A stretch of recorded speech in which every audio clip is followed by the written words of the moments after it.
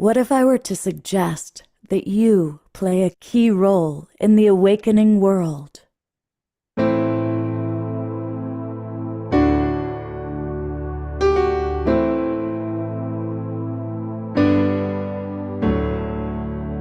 that you are watching this because you have heard the call.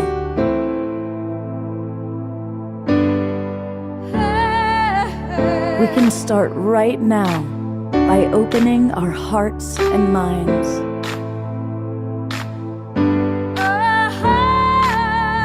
Welcome to the awakening world.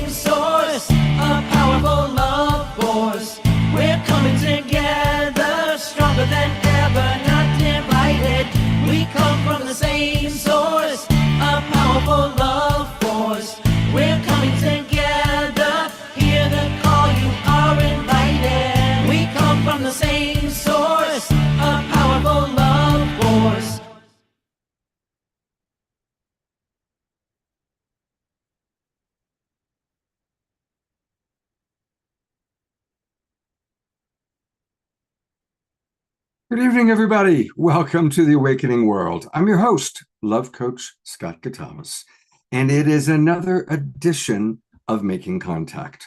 In a moment, we're going to meet Alan Steinfeld, who wrote the book and is the guy who is in the know of what's happening.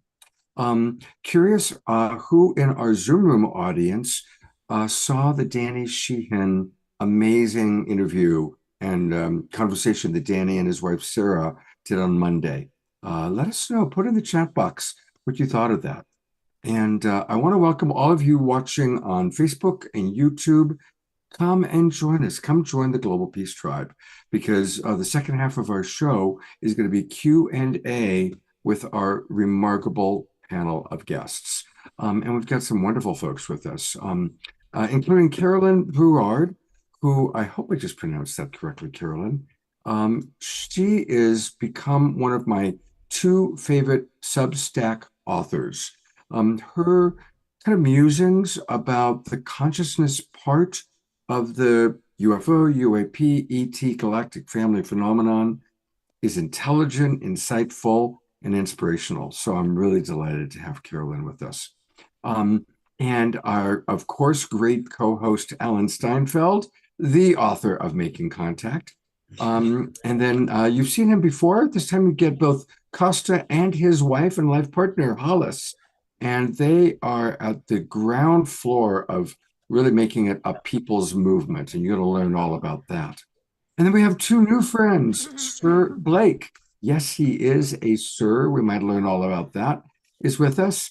And Desiree is with us. And really excited to hear these people who have had personal experiences. They're going to share their experiences, and we're going to hear from all of you. So it's going to be an evening of deep engagement. And with that, I'm going to put the pin on you for a moment, Alan. What's your overall, where are we? Where do we stand with Making Contact at this time? There is so much happening in this field, in congressional hearings and whistleblowers coming forward on many podcasts. But what I just saw today, which was remarkable, is that Voyager 1, has anyone heard this? As it reached interstellar space, had an intelligent interruption in its flight, and it changed the course of its trajectory. And they say it's only could have been done by an intelligence consciousness that exists in interstellar space. That is like, talk about everything else. That is shocking news. But just to understand what you're saying, without NASA didn't direct the change, right? It hit interstellar space, and it on its own, through some other command that kind of superseded NASA, changed its course. changed its course, and it kind of went through a kind of warp of time. I mean, they're talking about the chrono landscape, the chronographic landscape, this time landscape. So what's happening now? They're discovering a lot more is happening in this what we thought was empty space, this interstellar space. There's actually an intelligence or a fabric or an ecology. It's not just empty. We're discovering this week there's more to the universe than we ever suspected. Or we thought, oh, it's just empty out there. And this is such a change, and it's full of some kind of intelligence. I'll put maybe some of the links to this one interview with Michio Kaku. There's another interview, I think, on News Nation, and they're saying, and it's not in the papers that much. It's on a couple of, because no one understands it. This is confounding everything we thought we knew about time space, and it was directly influenced by some intelligence out there to get our attention. And another thing they say is it has something to do with the quantum entanglement and the double slit experiment. If you put your attention on something, you're going to be changing it. So because Voyager 1 is the furthest object in space that we have our attention on, it's kind of, some people say it's changing the fabric of interstellar space because we're looking at interstellar space. So it is so far out, and it fits in with this confounding situation of UFOs and ETs, and like I say, no one understands what's going on there. So all these guests we're having tonight have a beautiful piece of the story, and still we must demand truth, like Danny Sheehan did the other night. So we're in this incredible unfolding mystery that is getting more complex, more exciting. We talked about the telepathy tapes before the show. That's a whole other avenue of consciousness. And we're in a convergence of realities like we've never seen before. I'll just leave you with that. Beautiful. Thank you, Alan. And in a moment, Alan's going to introduce our first guest, Carolyn. And again, come on in, join the Global Peace Tribe. Go to globalpeacetribe.com, register. You'll get the Zoom room links. You can come straight in because we're already going to get some really interesting questions. I want to acknowledge some of our audience members. Reverend Jeffrey writes, we should daily feel a deeper union with life, a greater sense of that indwelling God source, the God source of the seen and of the unseen within us. Absolutely. Thank you very much. TR points out that nature abhors a vacuum, space is full. Absolutely. And yes, when we get to our prayer time, Roger will do a prayer for your cousin. Reverend Jeffrey's on a roll. I'm going to read one more thing from him. He reminds us that the universal mind contains all knowledge. It is the potential ultimate of all things. To it, all things are possible. And I think that what Alan's pointing out, everything is changing so rapidly. The telepathy tapes is recognized. It's like this 100th monkey. Oh yeah, we can become telepathic. The veils are thin. People are having more experiences with deceased loved ones, angels, guides, extraterrestrials. And we're going to hear from some of our presenters tonight who are going to share their personal experiences. And we want to open it up for all of you to share your personal experiences. So you can share it in the chat box, or we might even call on some of you. So we look forward to, and thank you. I'm glad several of you watched the Danny Sheehan program. It was amazing. I'll put into the chat box the link where you can watch it again. All right, Alan, I'm really excited that Carolyn agreed to be on the show again. So would you be so kind as to introduce her, please? Are we doing Yes, I'm really happy you like Carolyn, because when I discovered her on her Substack, I said, wow, this is an intelligent person who's able to clearly and discerningly, if that's a word, look at the UFO situation and make an intelligent analysis, but also a feeling connection to it. So Alan, I got so excited about Carolyn that I jumped ahead.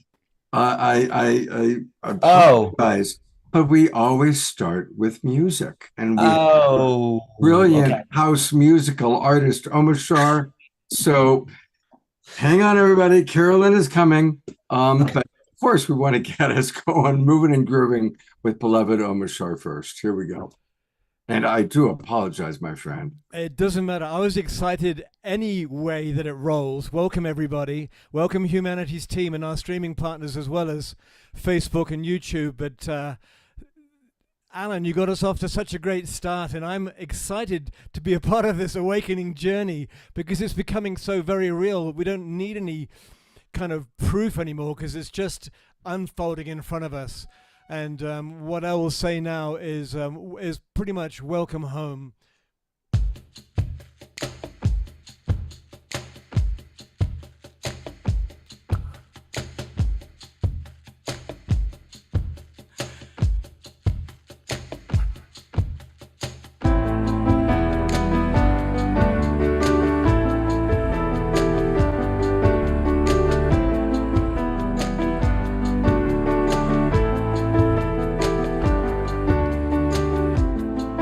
Let me shine a light inside, and I'll show you where your truth resides.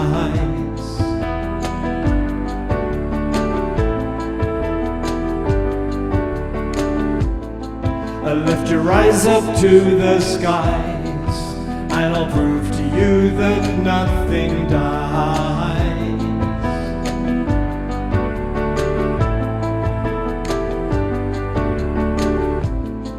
Together we will rise again, and we'll make amends for what we've done.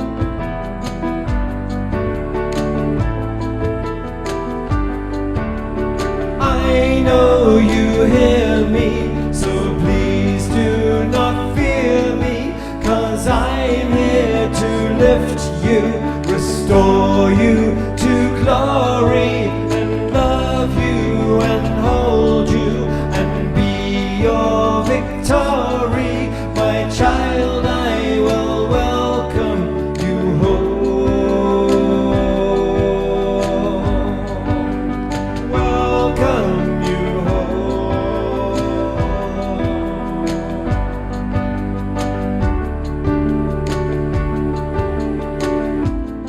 So let me take your hands in mine. As I look at you, your spirit shines.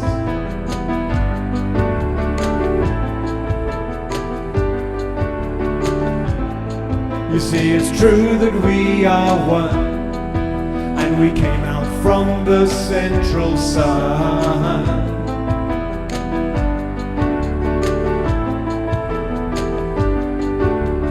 I know you hear me, so please do not fear me, 'cause I'm here to lift you, restore you to glory, and love you and hold you and be your victory. My child, I will welcome you home. Welcome you home.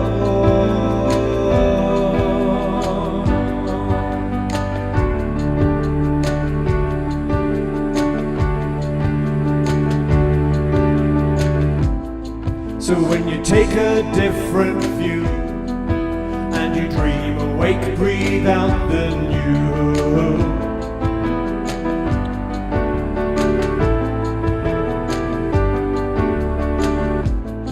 The world will come alive again as we dance and sing and make new friends.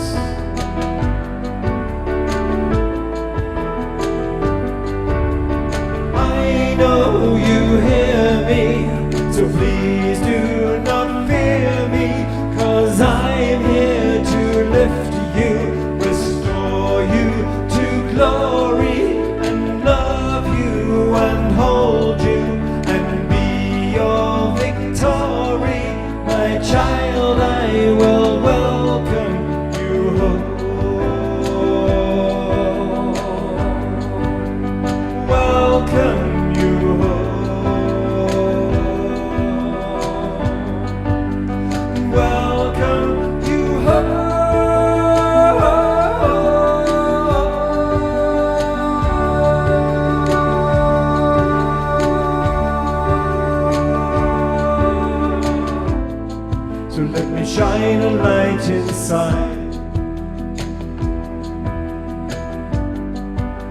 I'll show you where your truth resides, and lift your eyes up to the skies. I'll prove to you that nothing dies.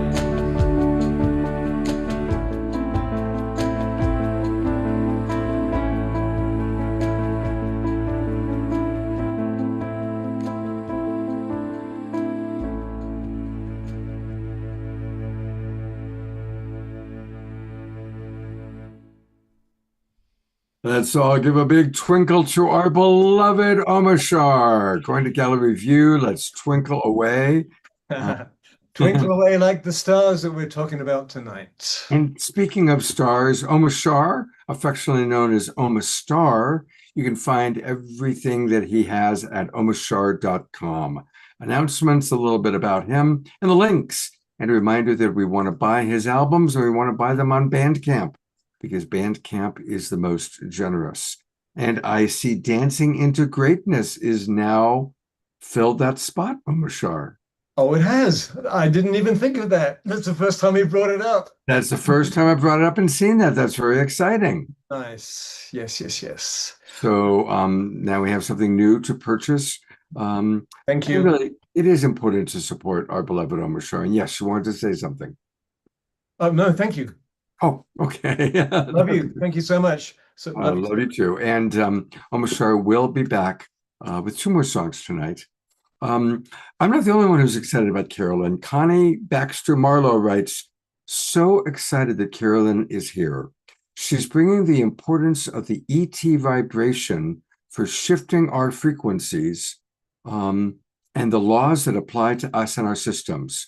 She sees what it will be like when we have access to what Connie and Andrew call the trust frequency, which we talk a lot about on this show.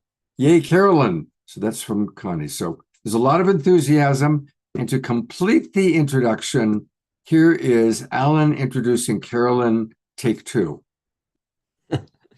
Thanks, Scott. And as we were saying, well, first of all, I'm so happy for all the guests here because they have a very unique perspective on the phenomena. Let's just call it the phenomena, because we don't really know what's going on. We're intersecting with so many different realities and awakening consciousness on the spiritual level, on the political level, on the energetic level. So we are in a huge transformation. That's why Carolyn Broulard's Substack, Getting Ready for the Galactic Age, it's not just focused on UFOs or disclosure.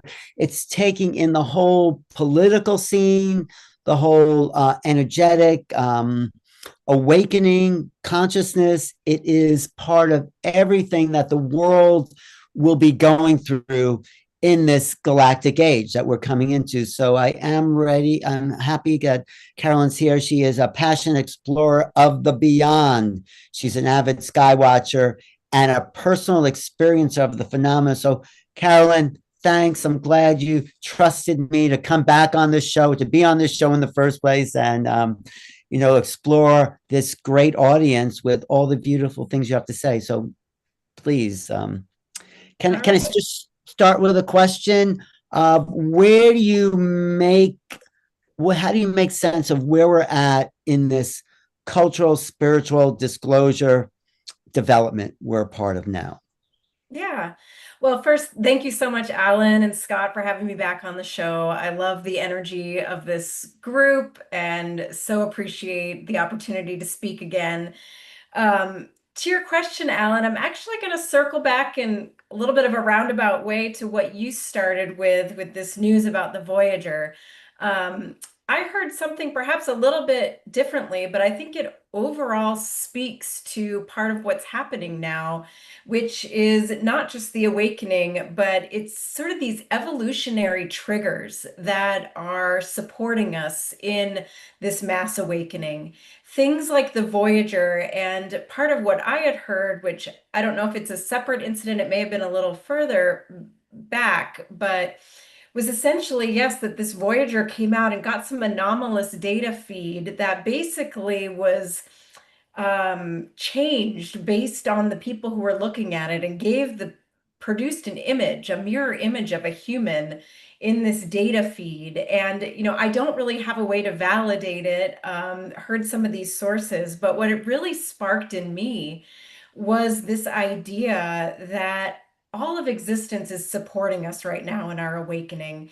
And there are things, even in our own technology, be it Voyager 1 and things interacting with it, being the photon band that our galaxy is traveling through, and the increase in the solar flares, as well as the discoveries like of these potential columns underneath the Khufu pyramids. So much of our lost history is being revealed to us now, and we're getting a much fuller picture of what's really been going on and really who we are. We can focus all day on sort of what the government's revealing and who knew what and when, and I think that is a really important piece of the puzzle. But ultimately, this is a consciousness journey, and I think that we are on the precipice of things getting really exciting. Oh, do we lose Alan? Okay. No, yes. Oh, I thought you were. Oh, so yeah, we I can can keep dialogue. talking.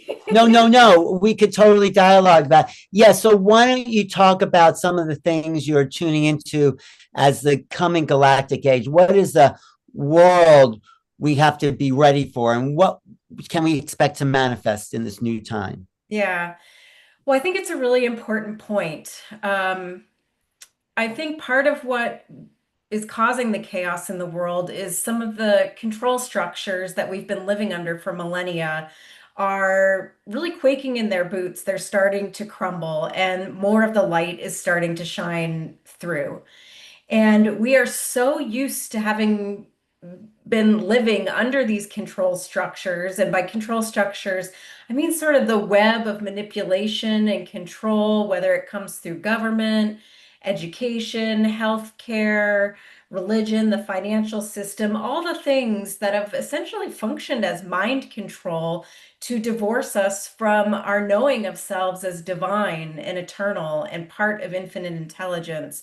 All of the mechanisms that have sought to suppress our consciousness are falling away, but we've been living under them for so long that so many people lack the imagination, really, and the courage to dream of what this new world could be. And I get it. I think we're moving into a future where there isn't necessarily a blueprint. We are the creator beings and we're creating it, but it's hard to imagine something you've never imagined before. And so part of how I think of it and where I spend time in meditation is not so much saying, okay, this is how we're going to organize and how we're going to coordinate and cooperate with one another. I focus on the frequency of it. I imagine, how is that new world going to feel? And I think of children running through fields, playing, not having to be afraid of strangers. I think of the sun on my face and the feelings I have, like when I go out in my van and go out into nature, and my own experiences of transcending fear and feeling at home in the world. It's really activating those frequencies that we want to amplify in this new world. And then it's like, as all manifestation happens, we're focusing on that emotion, on that frequency, on that feeling, and the infinite intelligence will deliver the form. It will deliver the inspiration. It will deliver the um, ideas and the solutions that we need to build this new world. We don't need to be able to sit down right now and sketch out exactly how it's going to be. We just need to want it and to start taking steps in that direction. And I think we will have help from those other civilizations that care about us. Well, that's one thing I really want to talk to you about. You've had direct contact with ETs. Maybe you could describe those experiences, but also how can we prepare for that sort of consciousness link with species that may not look or think like us? Yeah, I mean, it's a great question. And my contact experiences up to this point have been mostly energetic and seeing things in the sky, which I'm glad in a sense we're kind of like steps to acclimate me to the how powerful that energy can be. So when I felt it in my body, it's been very loving, and it's a sense of family, of friendship, of kinship, of wanting to share and create something together. And so I don't approach this topic with any fear. That said, and I'll be coming out with an article fairly soon that addresses some of this.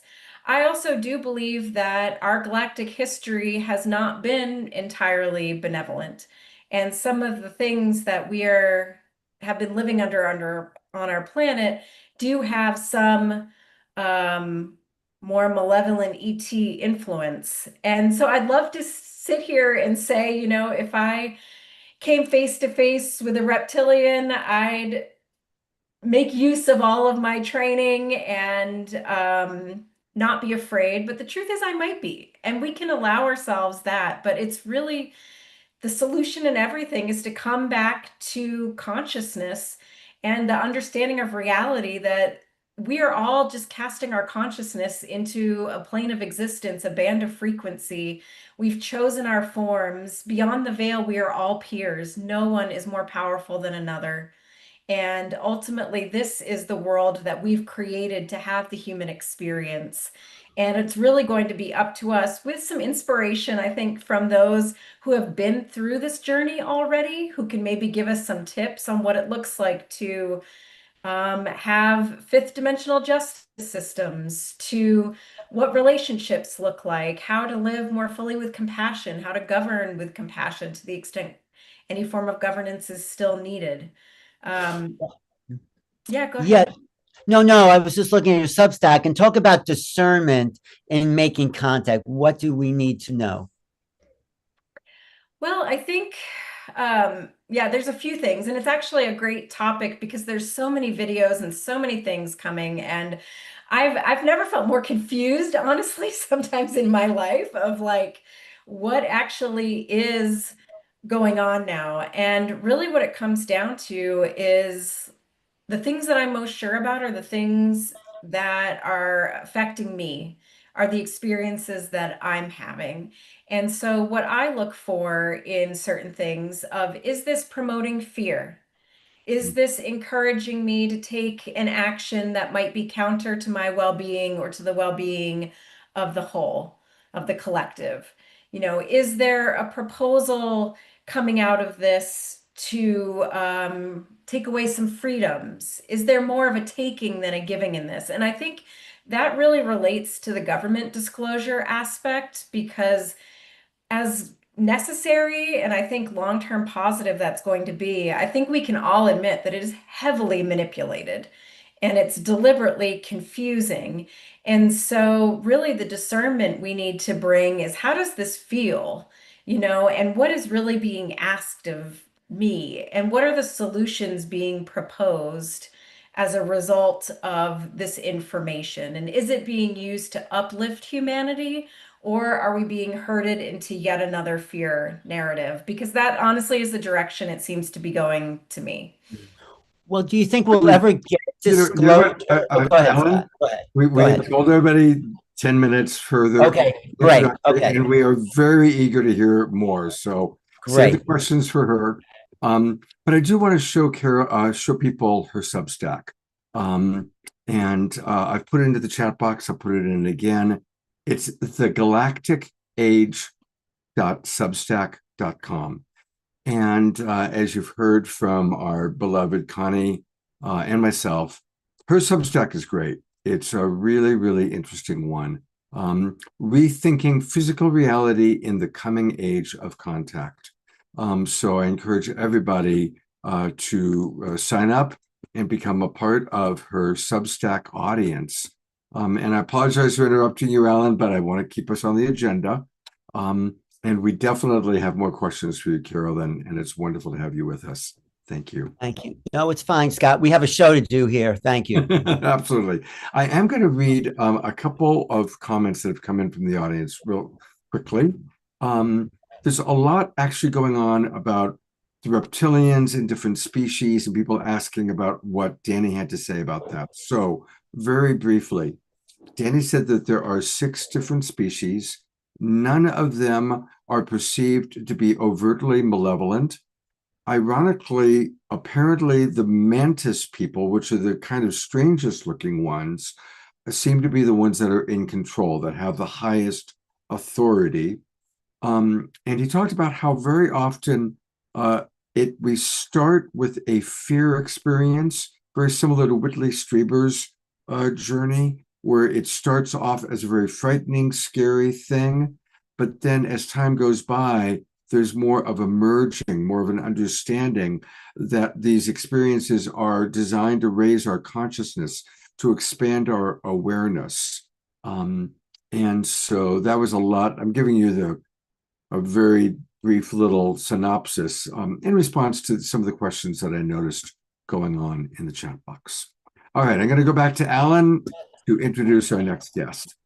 Well, I'm glad you mentioned that piece, because as we talk to our guests, we go deeper into this consciousness field. And the next speaker, Desiree Pittman, I met at the Conscious Life Expo, and she was just channeling light frequencies. I felt she was really connected to these ETs and these higher conscious and her body and her light language. So, Desiree, talk about your connection to this higher consciousness and what we need to know now as a population about making contact. Yeah, definitely. So just a little bit about me. I do channel energy. I channel energy with my entire body. So as I move, you're going to actually see me channeling energy, raising energy upwards, expanding energy, so on and so forth. That's kind of how I understand energy. Well, for me, just raising the consciousness and being aware of things around us. The way that I interpret it is we all have veils over us.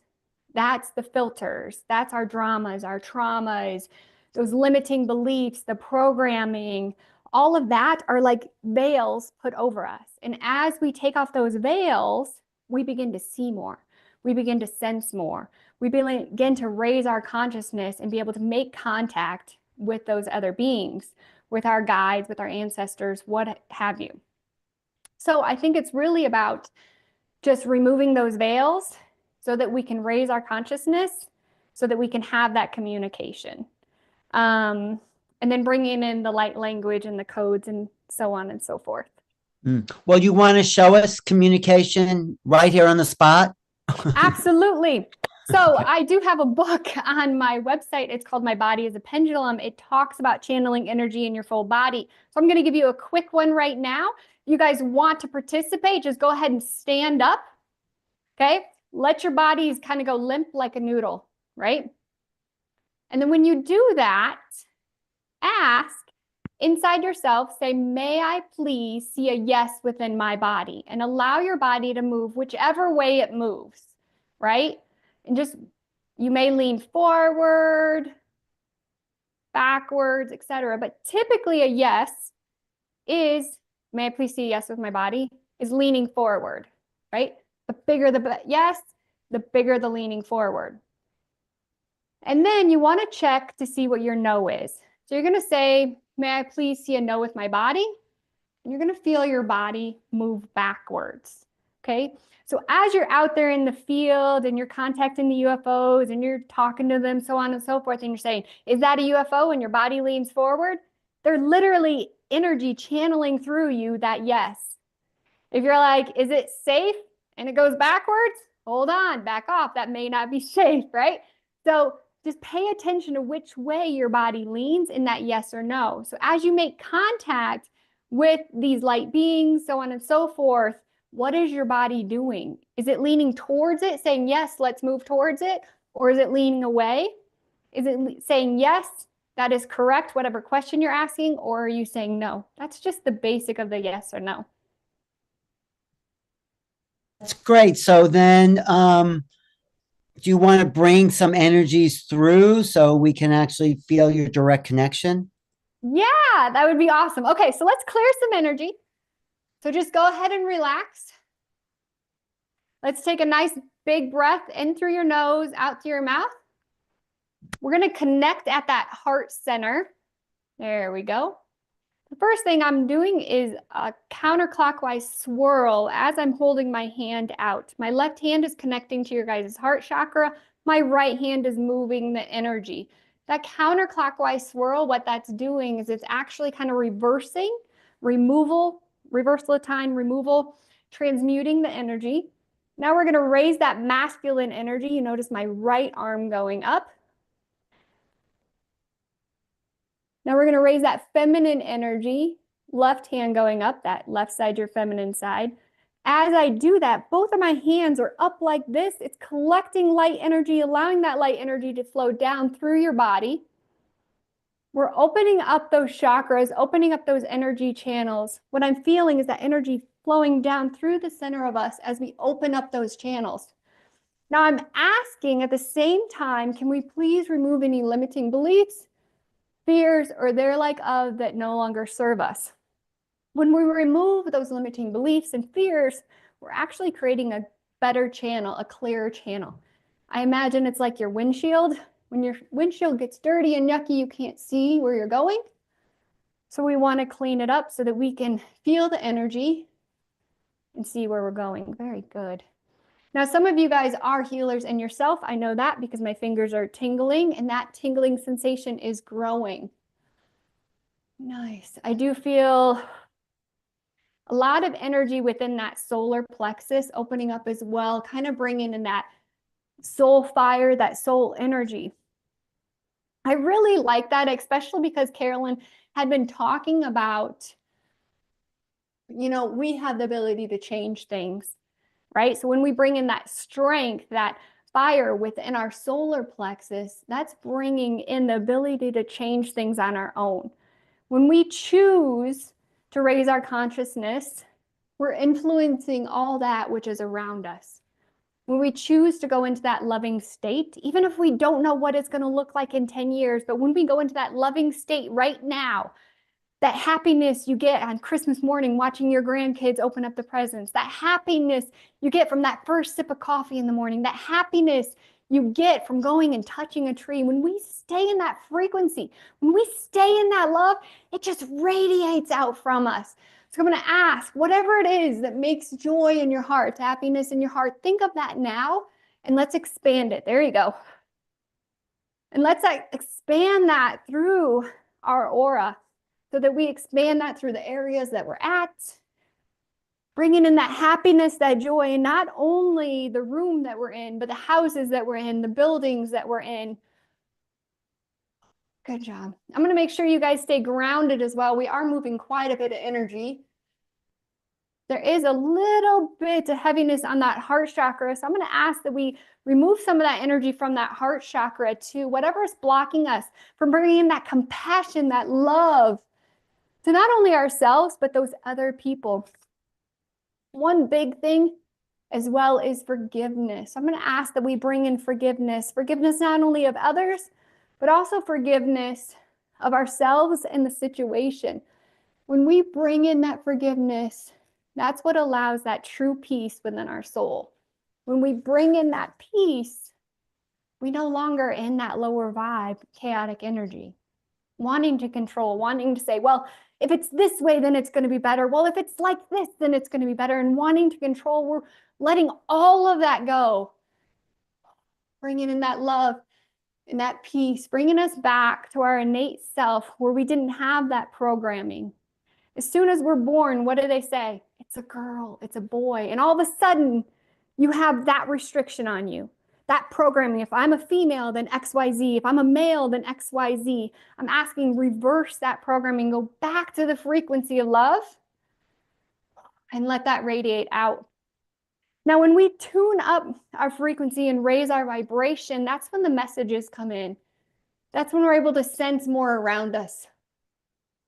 You're going to feel what your loved ones are sensing. Are they hungry? Do they need something? You're going to start sensing what's happening around you in your environment. You know, when you walk in an area and you go, oh, it feels good here. I like it. Or if you're like, this place isn't for me, right? We're opening up that channels, allowing that energy to be read by our body. that antenna that we have that can tell us so much, right? And we're also opening up those light channels within our body. When we bring that light into our soul, into our cells, and we open that up, we shine brighter and brighter. And we remove those veils. Almost like Harry Potter, and he has the veil of invincibility, or that cloak of invincibility, right? What happens is when we have those veils over us, the light doesn't go out as much.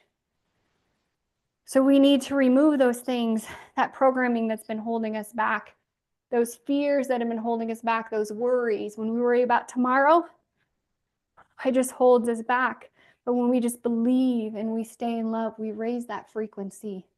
When we raise that frequency, that's when we can talk to those light beings, and we can bring those messages in. Ones today. Look around you. See those individuals. Asha. Open your heart. Hear my words. Download the light. Know that you are protected. Raise your vibration. Let the ones come to you. So I'm seeing a soul family come. As I'm channeling this message, just light beings coming to you.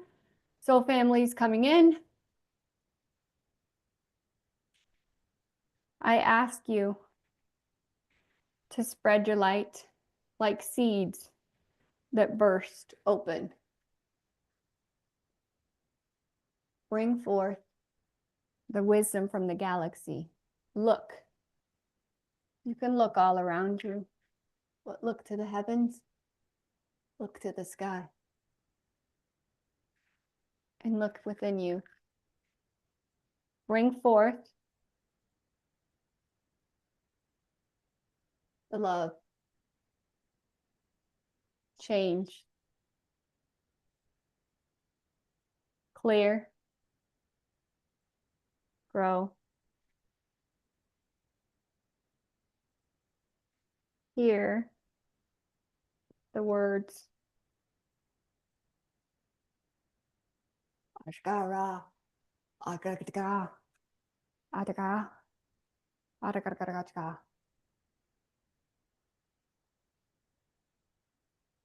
Osho. And it is done. Raising the vibration one more time.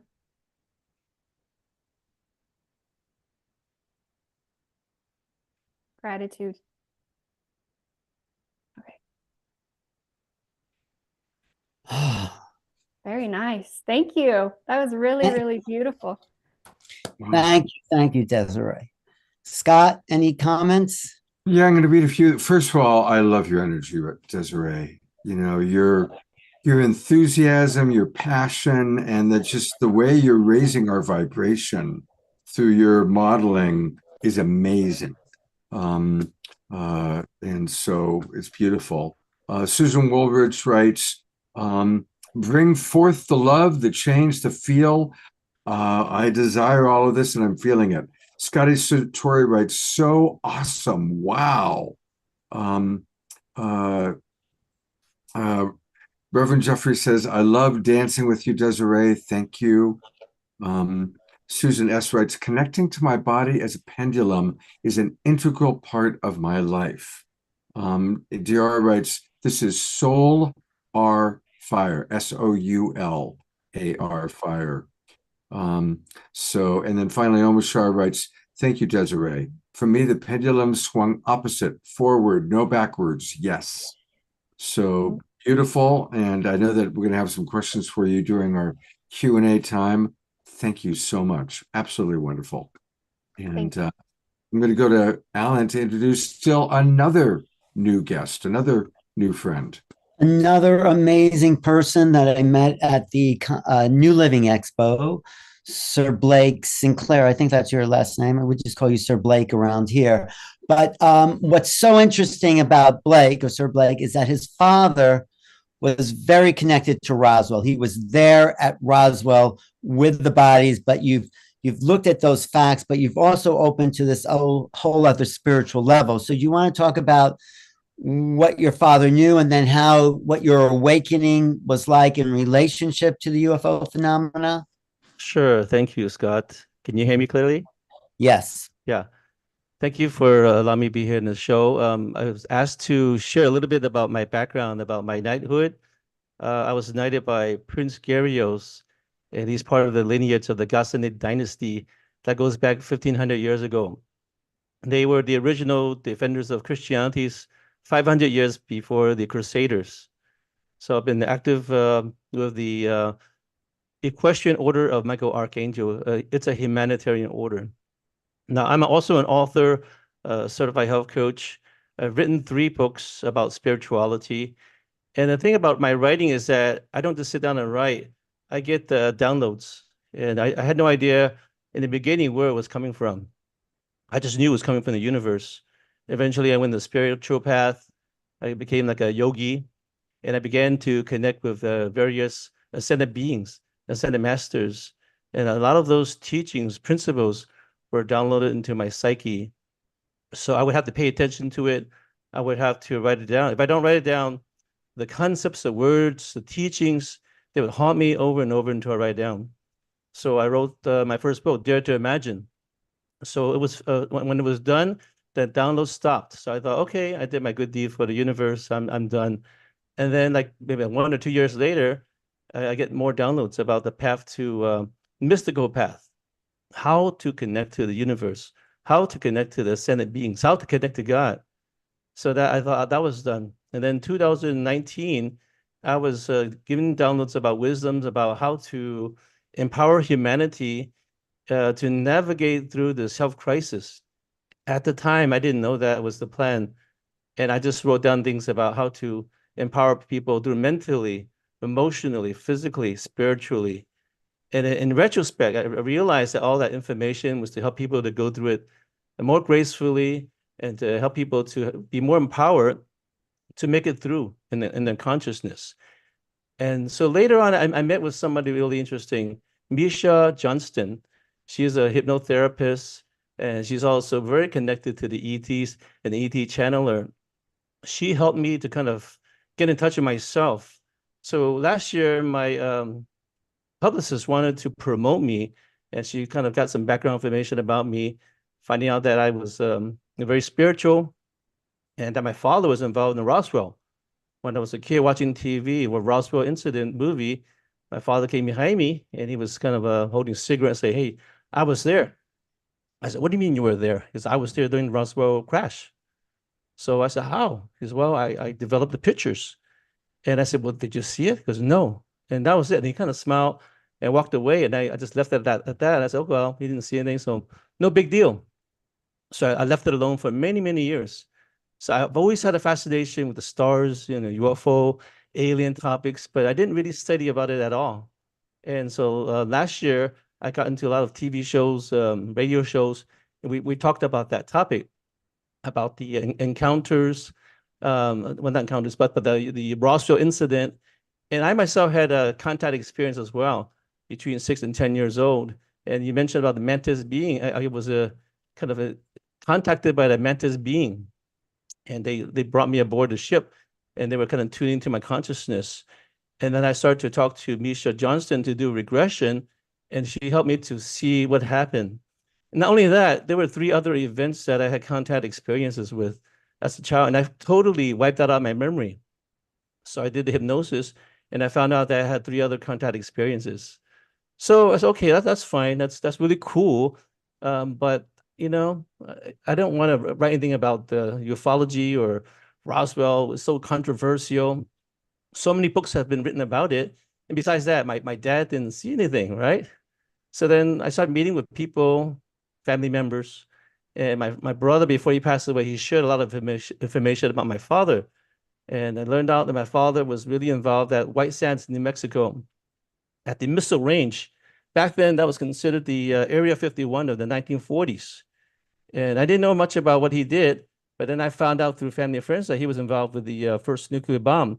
He was filming the event there with Dr. Oppenheimer. And I found out recently, after talking to Jesse Marcel Jr., that his grandfather was also there during a test site. So it was like one thing after another. So he did that. He was involved with the V2 rockets. Eventually, the big thing that happened, Roswell incident. So when it crashed, the military people would go there, and my father was part of it, to film the event and document it. So he verified that there was a crashed UFO. He verified that there were a couple of bodies that were dead and one was taken away.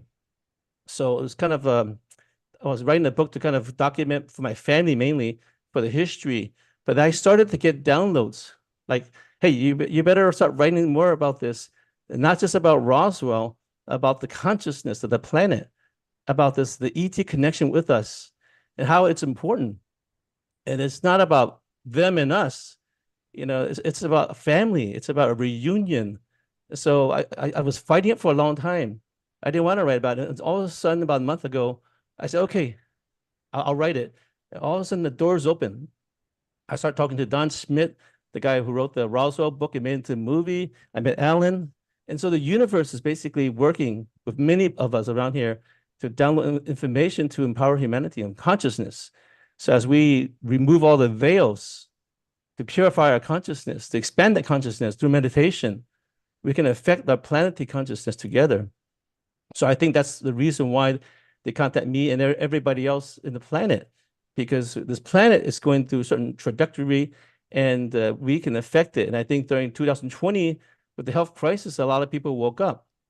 So waking up. So now what? So we need to work on meditation. We need to go inside find our true nature. Who are we really? And how we're connected to this cosmos. So I started to study the history of ETs and realize there are patterns in the universe. There's a certain ego consciousness that wants to dominate. And there's a unity consciousness connected to source, the God, the ascendant realms. And so there's kind of battle going on through history. But if we work on ourselves through our own consciousness, our own evolution, together collectively, we can shift the frequency of the planet to raise that frequency enough so that we can be closer and have that reunion with our ET families and friends and relatives. So I'm writing my book and hopefully I'll finish it by June, July. So, Blake, thanks for sharing all that. Where are we in our evolutionary development as a planet? What's next for us? What do we need to do from your point of view? I think we need to, all of us, light workers, all of us, we need to work on a cultivation. You know, we need to go inside of ourselves. That's where it starts. When you get inside yourself and get to the meditation, you expand that consciousness into the world. So more of us need to look inside of ourselves and don't get distracted. I mean, it's nice to see UFOs and all that. I love it. But and it's nice to read about, to learn about it, but we need to take it personally. And also when we meditate, expand that vision, expand that frequency to the planet. That's what I do after I finish the meditation. I put a healing frequency around the world. Because I used to, when I meditate, I could see the energy that around the world. There's a dark energy, and there's also like kind of a battle. So we can kind of raise more people's awareness who these beings are, have more contact experiences, CE5 experiences. You know, write in the books, share with people in blogs or videos, and show people that, hey, we are not alone, number one. I think the Roswell incident is just basically to verify that we are not alone. And then, well, what is our relationship? Well, we need to connect with them through the CE5, through the meditation, and also through discernment. There's a lot of fake gods out there, fake beings that want to lead us in the wrong direction rather than focusing expanded consciousness and connecting to the source is making us focus on the ego, connecting to the wrong things, connecting to AI. AI has become a god, and we're losing that contact. We need to connect to the DI, divine intelligence. And then when we do that, and then we can connect with them. Because when we do that, they feel that energy. I have a friend that connects to these orbs, and they feel that love, they feel that peace, they feel that harmony. And so when we have that peace, we bring him closer to us. So we have more of these CE5 groups with people who have a light-minded, with light, with love, with unity. We bring more of that contact experiences. So people see those kind of things. It becomes real, experiential. So that, you know, I think that's where we're at right now. We're shifting as a planet. We're making good progress on it. And I think if more of us continue to work on that, we're going to hit the right direction. Great. I just have one Roswell question from Ayata. Did the craft at Roswell crash, or was it shot down, or was it, some people say, the radar? Do you know anything about that? Because I've always wondered. Yeah. Some people, I know Dolores Canyon talks about being shot down. It's possible because when that evening there was that explosion, and then you see all the debris around the ranch. So it's plausible that it had some kind of effect from a radar or something like that. Because Nikola Tesla had developed the death ray, I think, like 4 years ago, and then maybe the people broke into his apartment. They took that information. They could have made it into a death ray and shut it down. Either that or some kind of frequency thing. But I don't think that's the important thing. I think the important thing is that the UFO crash and there was a survivor. That's the most important thing. And that survivor survived to make that contact with human, because the alien could have chose to die, but it didn't. It made that contact. And through that contact and relationship, even though we were so rude to it, we made that contact. And then later on, that opened the door for future ETs to come to the planet, to work with our planet, to work with our government system, for better or worse. But they were making that contact. And there are a lot of them from different planets working with different friends of mine to empower humanity from different councils. Yeah, thanks. Scott, you want to jump in? Yeah, absolutely. Thank you very much, Sir Blake. And definitely, I've done quite a few stories way back in the 90s when I was producing National Broadcast Television. I did some amazing stories on Roswell, and I worked with Jesse Marcel, of course. So we'll be back to Sir Blake when we get to our Q&A phase. Our last guests for tonight, our old friend of mine, Costa, and I met, I think, 30 years ago. He was very involved in getting the Great Invocation out to the world, which is such an important and beautiful prayer. And he and his wife are with us tonight. Alan, is there anything you'd like to add as an introduction? Well, yes, what Costa's doing is so important for our planetary awareness that we're not alone. We can make contact with these beings. He has this global citizens movement for making contact and for having people believe in their own experience. This is why I think we need to go out there and see the craft themselves. I was just in Mount Shasta. We must have saw 40 craft and one really bright one. So they're here and they want us to know that, and we need to go beyond what governments are telling us. Right, Costa? Absolutely. And by the way, thank you both for having us on the program tonight. Thank you very much. Yeah, we're really excited to be here and meet all your other guests. We're also learning as we go along. The major thing that I want to emphasize and talk about is the People's Disclosure Movement. It is composed of more than 1 million people, and I think that is very conservative estimate, who are interested and or practicing direct contact, the kind of thing that we're talking about tonight, making contact directly, individually, in an interactive, consciously with the cosmic beings that are here. Now, this People Disclosure Movement was started in 2010, was founded thanks to a message that we received through Hollis when she connected with some ETs that were answering the question that I had, which is, what can we do to help your positive agenda? That will further that.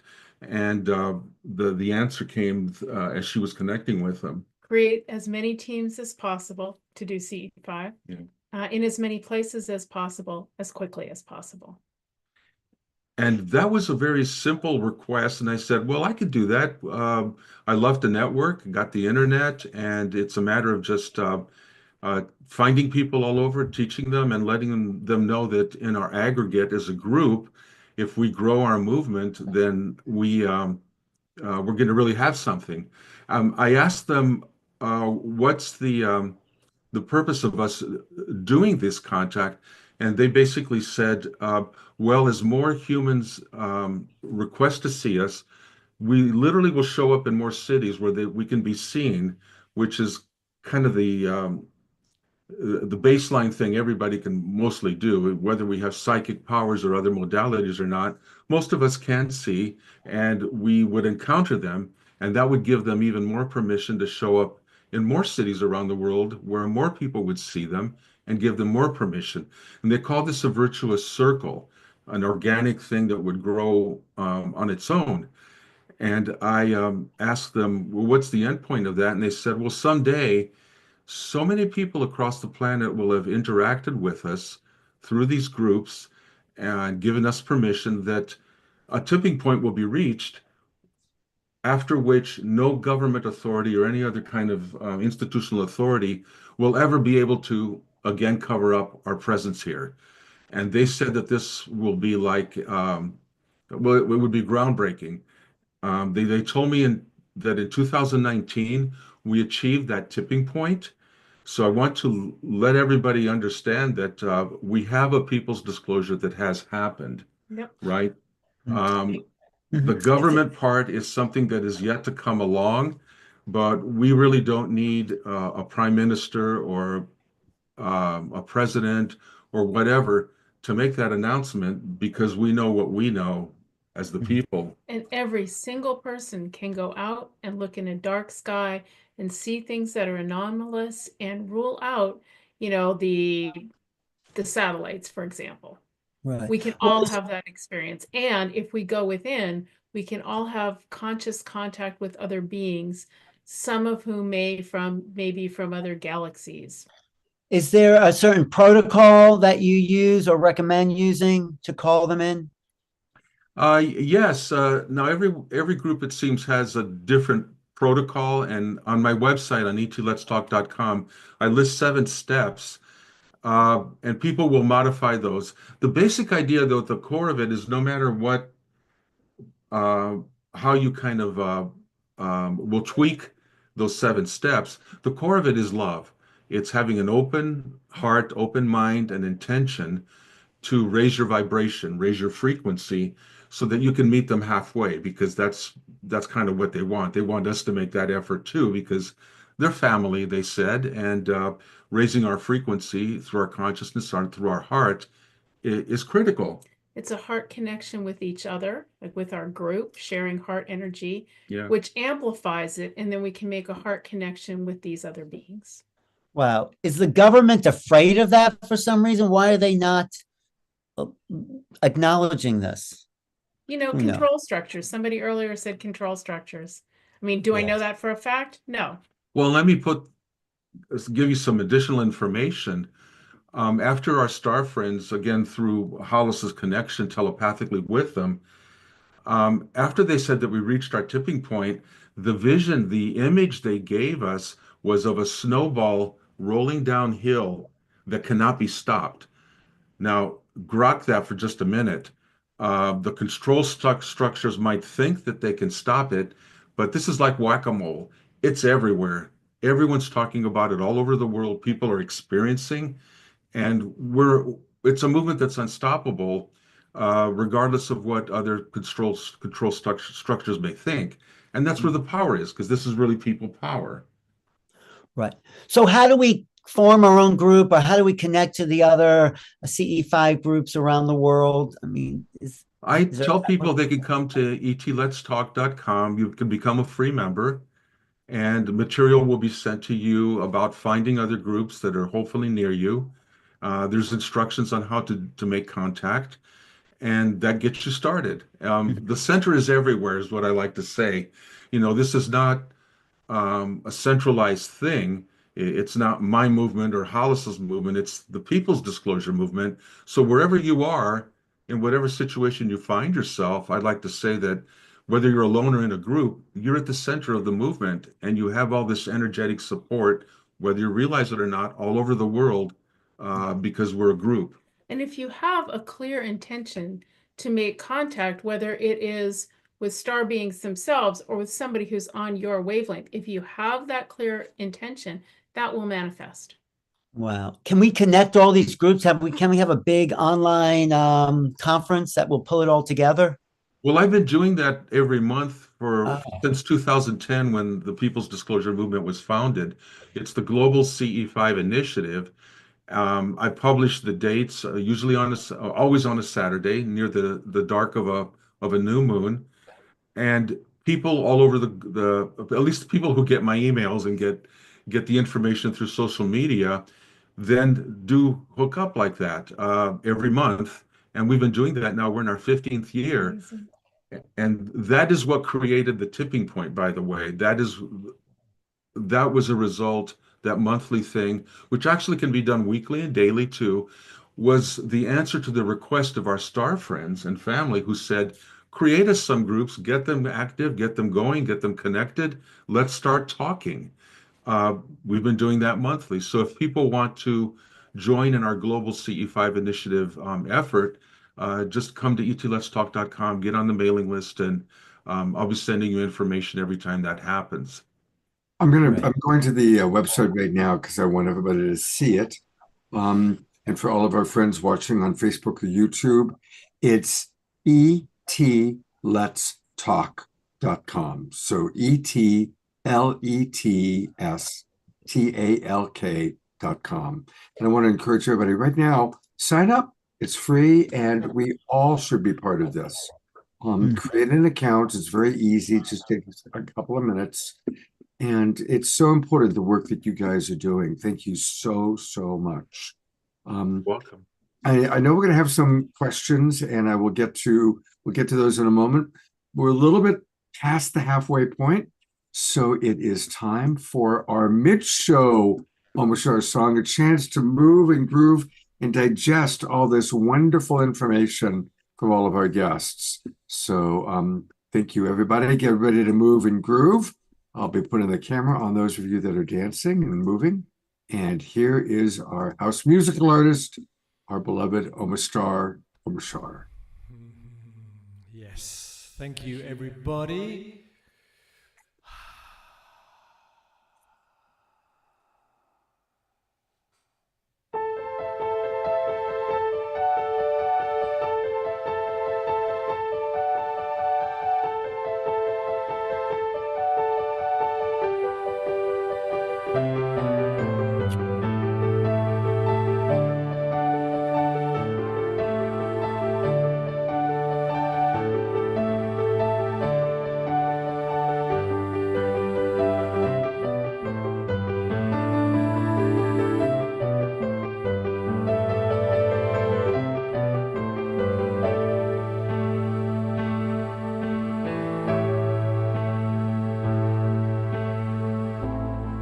This tale I tell, it has no ending. I'd like you to know we are all on an incredible journey, a traveling show. I've been looking at you in your homeland, watching you grow, weaving light into creation, a heavenly glow. I have been inside you for so long, I will be with you forever.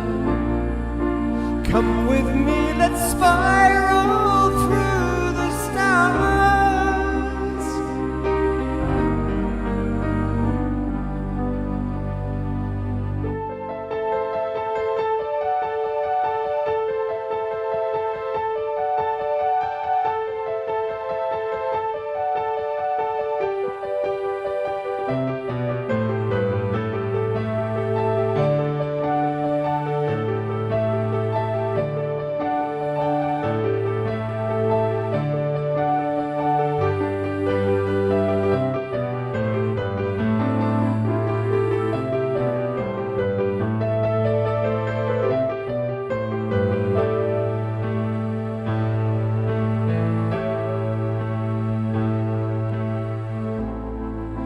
Part of you has always remembered since the beginning of time.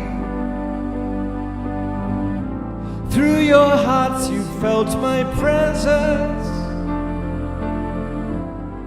a knowing sublime.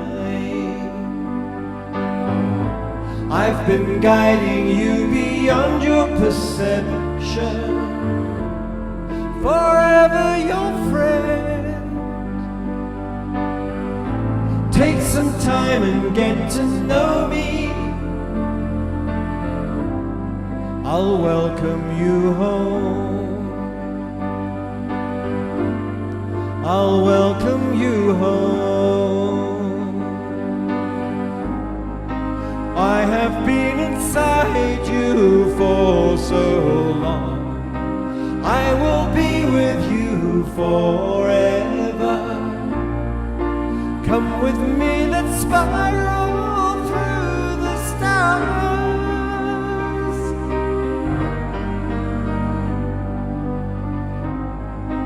We have been inside you for so long. We will be with you forever. We'll come with you and spiral through the stars.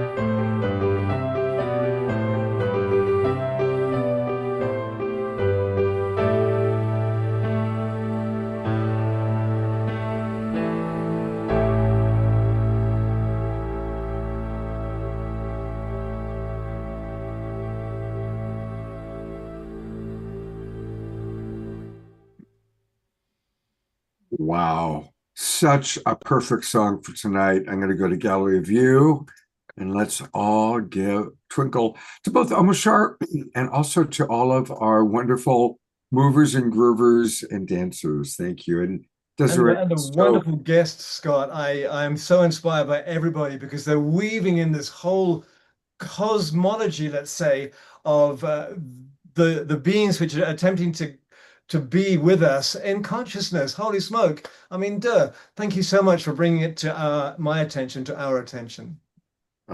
Point well taken. Thank you, Omoshar. Thank you. Hey, I want to remind everybody that Omoshar does have a great YouTube channel. If you go onto YouTube and just click Omoshar Music, and there's all sorts of wonderful videos and opportunities to get Omoshar music that way.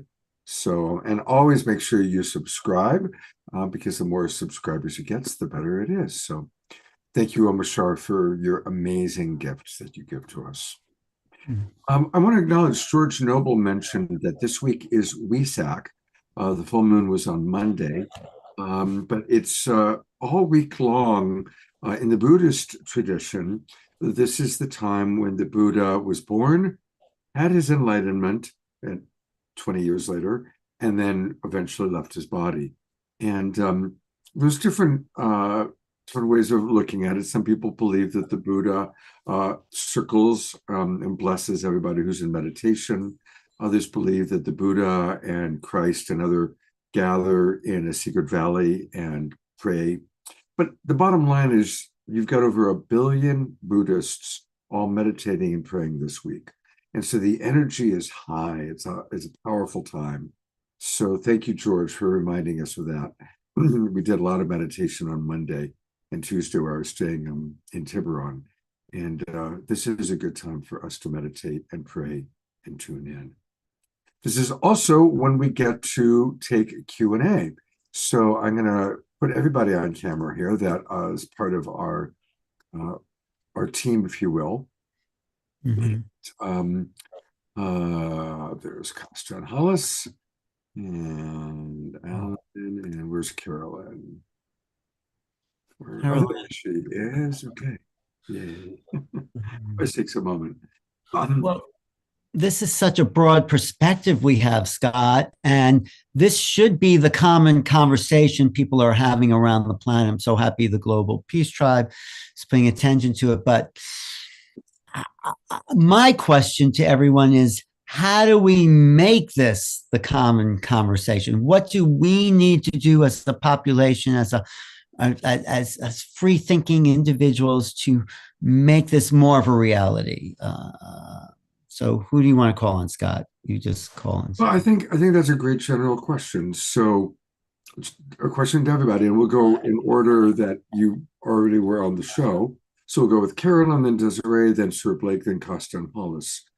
What are steps, ideally maybe examples of what you do to raise consciousness, to connect to non-human intelligence? What are some tips, tools, and practices? And we'll start with Carolyn. Sure.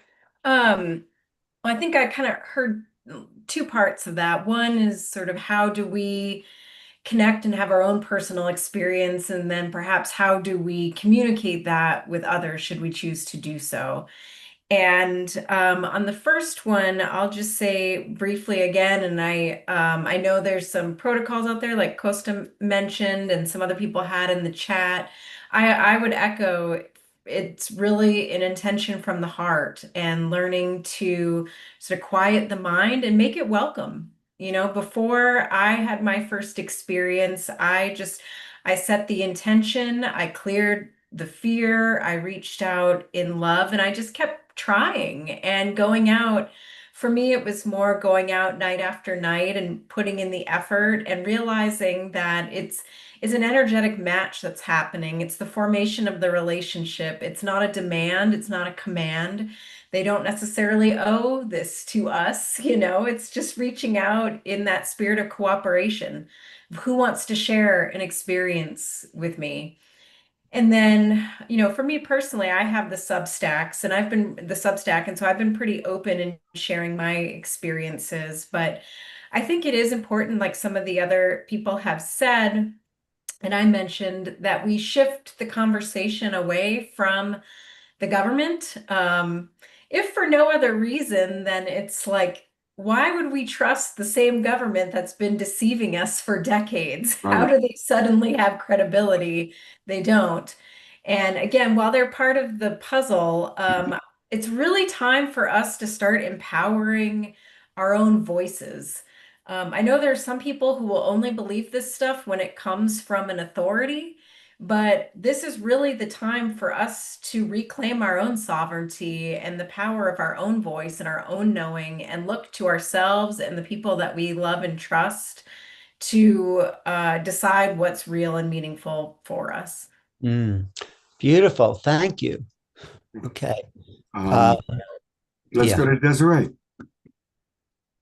Yeah, I think this is a really awesome question. Like, how do we do that ourselves, of raising the consciousness and connecting with these beings? And for me, it's really about taking back the control of us, right? I've been there, I've done it, I've been in that depressed place. I've been where I couldn't get out of bed before. I've been where the world just felt like it was too much, right? And I was stuck in that unempowered state. I was stuck in that 3D reality of I have to do this and I have to do this and I have to do this because that's what I was told. And then one day when I stopped and I said, no more, I'm going to do what makes me happy. I'm going to listen to what's inside of me, and I'm going to start bring forth those joy and the love in my own life. That's when things started to shift, right? And when I started even doing the little things, if I wanted an extra shot of espresso in my coffee and that made me happy, that's what I was going to do, right? If I wanted to drive a different way after work because I wanted to look at the trees, that's what I was going to do. If I wanted to take one more minute and hug a tree and everybody around me was looking at me like I was crazy, I didn't care because that felt good. And as I started to implement more and more things in my life that brought in that happiness, right? And I started, you know, experimenting with like Reiki and understanding that, and, you know, just understanding sound meditation, you know, bowls and all of that. I really started to raise my vibration, and it really started to empower me. I realized that the only way that we can be controlled is if we're actually like energetically below something. So they try to control us, right? But if we empower, we're actually going to be more powerful than them, and we will no longer have that control over us. So when we step into our love, when we step into the frequencies that we know within ourselves, right? We start knowing, no, that feels good, that feels right. And we step into that, that's stepping into our power instead of having somebody tell us this is what's right and what's wrong. As we do that, and we step into that power within ourselves, that's when we open up those channels of communication. We talked about Mount Shasta, just was there the other day, Alan. Like you were there seeing the ships and everything. I was listening to the energy as I approached Mount Shasta. I literally felt that repressive energy. You know, don't go there. And I go, no, I know I'm going there because I know I'm being called to go there. And I know that the divine is asking me to do something when I was there. And as I was there, I went into a meditation, right? And I saw those darker figures repressing the Lemurians that were underneath Mount Shasta. And they said, help us. And when I listened and I sent my energy, love, happiness, and I started blasting that out, you saw the Lemuria actually coming out of those tunnels, coming out of being repressed. So when we sit there and we expand that love, we expand that power, that knowing that we have within us, that we can change things, that knowing that we cannot be controlled because of how powerful we are within us, and we can change that around us. That's when we step into our true power, and that's what we need to do. Beautiful. Thank you. Absolutely beautiful. Thank you so much. Let's hear what Sir Blake has to say. See, can you hear me now?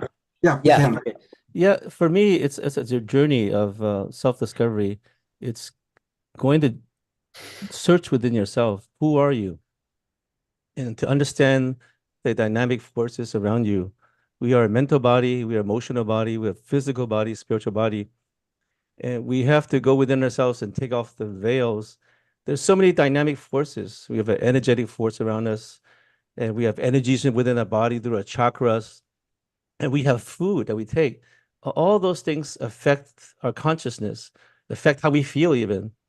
And so before I went on this spiritual journey, I was a very sad and depressed person, living in a very low vibrational energy. And it was through that spiritual path of self-discovery to end my suffering that I learned how to discover my true nature. And the important thing is the meditation and wanting to find out who I am. And then, you know, live in love, live in light and compassion and kindness. You know, these real basic things. You love yourself, love others, and forgiveness, all those basic spiritual principles. As you practice those things and integrate those things and have the awareness of the energy centers and all the dynamics that affect your physical, and understanding the subconscious mechanism that controls our behavior. Because a lot of times the first 6 years of our life, we're conditioned, programmed, and the rest of our life, we're just acting out of these programs automatically. So if you understand that subconscious mechanism, go through hypnosis to unlock all that, reprogram yourself, have affirmations, visualize where you want to be, have the intentions of meeting with these beings. And then for me, the most important thing is service. You know, serving people, serving humanity. You ask the universe, how can I be of service? And a lot of times when I do that, then these ascended masters, they come to me and they guide me what wisdom to share to people. A lot of times I write things, people say, how do you know this? I don't know. I just open myself and I surrender to the process. Clear your mind, go within, meditate, take care of the self, nurture yourself, and love others, and then serve. And when you serve, the universe, God, the ascended beings, the ETs will come to you, support you, and they'll bring you to where you need to go, who you need to meet, and what you need to do. And you find your inner compass and listen to that. And the more you practice that, the more you get in alignment with your divine purpose and your divine nature. And that's when they connect with you. And then post it, your experiences, write about things like that. Write about it in social media, Facebook, Instagram. If you find out some new knowledge about the ETs that validates things, educate people. That's very important. the more you do it, the more people see it, the more they read it, the more they awaken, and then give them the tools to work towards that. All my books about how to give the step by step, how to empower people towards the path of enlightenment, and how do you connect to the universe. Sure, Blake, I Yeah. love what you just shared. Being of service, and there's a nice balance. Desiree talked about following her inner guidance to do work on that level, and that's a form of service. But anytime we can be of service in any way, whether it's as a caregiver, whether it's to animals, because that raises the vibration. It all comes down to love. Right. And the more that we demonstrate love through action, through compassion, through service, that raises the vibration of the planet. So I really appreciate that you brought that up. Thank you, Sir Yeah. Blake. Hey, Scott, I just want to add one thing to that is what Blake said. It's like we have to feel our humanness before we can meet the others. I think that is what is so unique about us, our feeling nature, what we can tune into and express love and compassion. There's something very special. And I think this is what the ETs are looking to learn from us. And how do we tap into love? What stimulates that? And if we can drop into that as a planetary civilization, then it doesn't matter what the government is doing. It's like we found ourselves, basically. So Right on. Thank you for saying that. It's very, very beautiful. yeah, thank you, Blake. All right, we're going to go to Gus and Hollis. Reverend Jeffrey, I see that you have your hand up. If you have a question, can you put it in the chat box to let us know why your hand is up? And here are Costa and Hollis. What are your tips and tools and practices? I love what everyone has said. There's the personal going inner, and then there's talking about service going outwards. My personal power practice is what I alluded to, or actually mentioned before when I was speaking about the Global CE5 initiative. When it was started in 2010, the idea was for so many groups to be created around the planet to where they would become an overwhelming, positive, loving force to bring ET together with us, the cosmic beings. That's still going on. So my answer is every month, as we continue to get together now in our 15th year, our hundreds, our thousands of groups across the planet, we are coordinating with each other. We are using our own various versions of the protocols based on our heart, open minds, open hearts.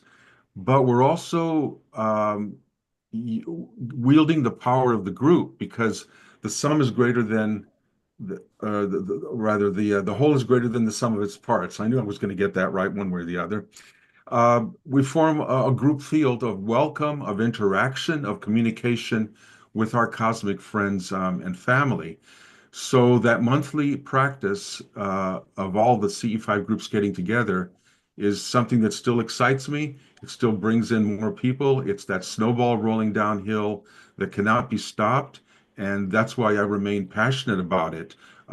We have a lot more road to travel with our star friends, but boy, we've made a really good foundational start in meeting them in this group field and continuing to do that. And by the way, people don't just have to wait every month to do it. You can make contact anytime, in your living room or out in nature, wherever, nightly, weekly, during our monthly get-togethers. But just keep it going, and that's the whole idea, and that'll just continue to build. So I'm going to start at the very beginning, which is, and my guides showed me this in meditation many years ago. Each of us is literally connected to all that is through the heart chakra. So if you focus your attention on the heart chakra, you are literally one with everything. And then on a kind of more practical, physical reality level, be who you are. Don't apologize for it, and don't be silent. Don't keep it to yourself. I kept it. I've known a lot of this stuff since I was a little kid, and I was shamed into keeping quiet. And what I would say now is, like, tell your truth, because who else is going to, and what's to be ashamed of the real truth? You know, be who you are. The second thing is, and as part of that, just because you have a bigger reality than those people around you that are trying to control you doesn't make you wrong and bad. It makes them limited. So be who you are, be all of who you are, and spread that. And tell that to the people that are in your influence group. Like, I now have people from, you know, my college class was 1,000 people, some of whom are pretty famous. And they call me when they have an anomalous experience because I was out there with it. So, you know, do all that. And then if you want to change reality in the larger perception, my guides gave me this many years ago. And I'm going to back up for a second and say, for 28 years, there was a psychic lab in the engineering school at Princeton University called the Pear Lab. Google it. The founders are both on the other side now, but you'll find stuff. Princeton Engineering Anomalies Research.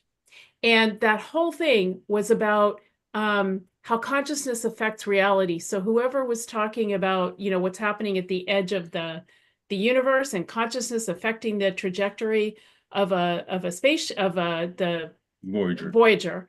Actually, that is exactly why Pear Lab was started. And if you want to ask me why, how I know the story, I'll tell you later.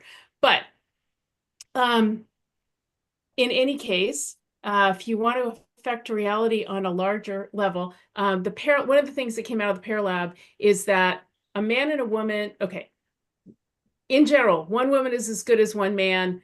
Two women together are as good as one woman. What? Oh, at affecting reality. Two women are as good as one woman. Two men are as good as one man. But a man and a woman together who are a couple are 5 times as good as either one separately. So my guides gave me this affirmation, and Costa and I do it together daily. Ready? Ready. May the hearts and minds of those in power be turned to the good of the earth and her children, or may they be removed from power immediately and permanently. May the earth and her children rise up and claim their birthright, their divinity, the ability to co-create peace, justice, abundance, and freedom for all. Oh, that is powerful. That's all twinkle. I'm going to go to gallery. Can you put that in the chat, that affirmation, just so we have it? Yes, I can. I'll type it. That is so beautiful. You know, Scott, what's happening here is something's coming together. Well, I can sense we're moving into incredible times. Something very exciting is starting to coalesce in this group. I know you do this show all the time, but there's something here that seems to be solidifying a trajectory of the possible. Do you know what I mean? Absolutely. I think I keep going back to either the 100th Monkey or the 4-minute mile. You know, before Roger Bannister, nobody could run a mile in 4 minutes. Once Roger Bannister in England did that, good high school athletes now can run a 4-minute mile. You know, it's like our consciousness changes. And so the telepathy tapes is opening up. Yes, we can be telepathic in all these wonderful ways. And the more that we hear these stories, the more that we hear these experiences, the more it allows us to own, well, yeah, I want to have those experiences. Or I did have those experiences, and now I'm going to share it a little bit more. And we're at a tipping point. Yes. Yes, absolutely. And that's why the show is called The Awakening World, right? That's what's happening. Our planet, we are awakening. And one more thing I'd love to share, and we've all heard it, but it's really important to hear again and again and again. A caterpillar literally will eat so much that it kills itself because it has stuffed itself with too much food. Caterpillars basically commit suicide by eating too much. So the caterpillar is dying, and death is scary and crazy. But as it's completing its experience as a caterpillar, there are all these imaginal cells, and the caterpillar kind of becomes this gooey soup And floating around the soup are all these imaginal cells, and they find each other. And as they find each other, they coalesce and they connect. And those imaginal cells come together. And from that, the butterfly is created. And is there anything more different than a caterpillar and a butterfly, right? Like it's such an extraordinarily important analogy. So we're in that time now where we are over-consuming, we being humanity, we're over-consuming, we are stuffing ourselves to death. But the imaginal cells, there's imaginal cell Carolyn, and imaginal cell Desiree, and imaginal cells Costa and Hollis. As we all find each other, as we come together and share these experiences and raise our consciousness and come to awakening, we are creating the new paradigm. Yes, but we have to melt first. We have to surrender to something and choose to melt, and then let the new emerge. So, but that's a beautiful story. So Carolyn, what do you say about this next phase? Like, what do you intend to do to bring in the coming galactic age? Well, one of the things, and kind of building off what Scott said, is I believe that, since we're all energetic beings, our frequency is the greatest contribution that we can make. That's the ultimate form of service, is the energy, the frequency that we're pulsing out into the all that is. And so really what I've do my best every day for my life is to model the world that I want to create, is to show up in that place of joy, like Desiree was talking about. It's like, what can I do to pulse out joy, love, compassion, abundance? What are the energies that I want to amplify and multiply? And what are the desires that I have for this planet? And contact is one of them, one of many, peace. And so really what I've come back to is, well, there are things I can do in this physical world to be of service, and ways I can use my voice and things like that, and ways I can try to be a pioneer. I think the way that all of us are probably being of the greatest service is by opening our hearts, is by sharing that love, is again by modeling that world that we're inviting people into. This is really a frequential thing. And so the more of us who really commit ourselves to managing our own frequency and expanding our consciousness, that's the shift that happens. And contact is really just a byproduct of that larger shift. Thank you. Wow. There's a question that came in from the audience, and I want to just put it out to the group. It came in a little while ago. Who can speak to the Schumann resonance? We hear a lot about that. It's referenced. Any of you want to explain what it is and what's taking place with it? Is that in anybody's wheelhouse? Well, it's the frequency of the earth. I know it's the vibration of the earth, and it seems to be changing. I'm sure some people have more to that than just that, but there is a shifting of earth frequency that's affecting who we are as earth beings. We're walking around in these earth bodies. So as the earth changes, we're changing. That's why nature is so important at this point. It really is. So I think it's because of this galactic overall shift that all of us, the whole solar system is going into, and maybe the whole galaxy or universe itself. Yeah, did you get something about that, Desiree? Well, I can speak from my own experience when it comes to the Schumann resonance. I spend a lot of time out in the woods, a lot of time meditating. I spend my weekends traveling the country, doing expos, doing healing work. But on a regular basis, during those meditations, I get downloads on what's happening with the collective, what needs to happen, energy work that needs to happen, so on and so forth. And I see a huge correlation between what's happening with the Schumann resonance and what I get in my meditations. right? About a day before, a week before, I'll be like, wow, this huge download happened. A couple days ago, it was like, open up the wings on the human angels, right? Just bring them, to open up their wings. And I was like, okay. And then you watch the Schumann resonance just change and you're like, whoa, right? We talk about things in the news. We talk about like the Pope and what happened with them right before that. Huge, massive clearing energy came in. It was like removing the pre-programs and all of that. And then all of a sudden, the Schumann resonance just spikes. And then the Pope. I was like, huh, that's interesting. So I can just see the correlation between my personal work and what I experience, and then also what's happening in the news, as well as just the general changes on that. Reverend Jeffrey, I see you've got your hand up, and you also mentioned something in the chat box about the Schumann resonance going from 7.28 to 11. Do you want to address that? And if so, I need you to unmute. Thank you, Scott. Yeah, we that was discussed at our science group. Of course, you know I'm very much involved with the International Space Federation and the science community, and that's the technology. Now, I found something interesting that Danny Shan was talking about, and this is kind of a question. It kind of relates to the telepathy and what's going on with the children right now, and what's happening now. One of the things that I understand, and you guys maybe know better about it, is that even when they try to create the technology for space travel, they can't find pilots that can telepathically work with the equipment because they're not in sync with the vibration and energy that allows them to do it, and they crash or whatever.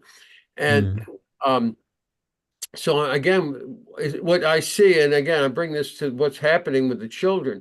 And again, I'll put in the chat, there are all kinds of schools where children are being taught how to see without eyes, totally before they get programmed.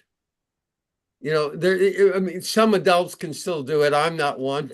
that they can actually just totally go into their intuition, and they're being trained. And then, of course, you have the amazing concept of the telepathy that's coming out in the telepathy tapes.